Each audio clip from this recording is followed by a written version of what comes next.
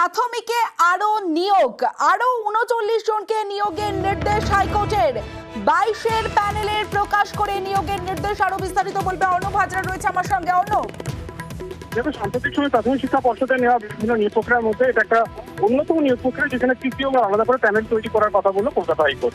এবং প্রাথমিক শিক্ষক নিয়োগ ২০২২-এর যে প্রক্রিয়া, সেই প্রক্রিয়ায় ৩৯ জন এরকম পরীক্ষার্থী রয়েছেন যাদের বিএড এবং ডিএলএড উভয় ডিগ্রি ছিল, কিন্তু বিএড ডিগ্রি প্রাথমিক শিক্ষক হতে পারবেন না, সুপ্রিম কোর্টের একটা নির্দেশ।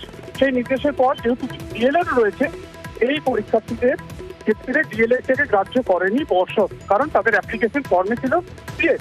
এই জায়গায় প্রাথমিক শিক্ষা পর্ষদকে আজ যেহেতু রাজ্য শিক্ষা মন্ত্রী নির্দেশ দিয়েছেন, তাদের যে ডিএলএড ডিগ্রি রয়েছে সেটাকে মান্যতার যে সমস্ত নিয়োগ প্রক্রিয়া অস্বীকার করার কথা।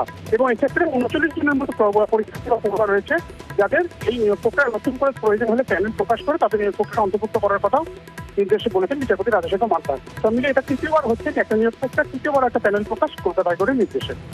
বেশ অর্ণব।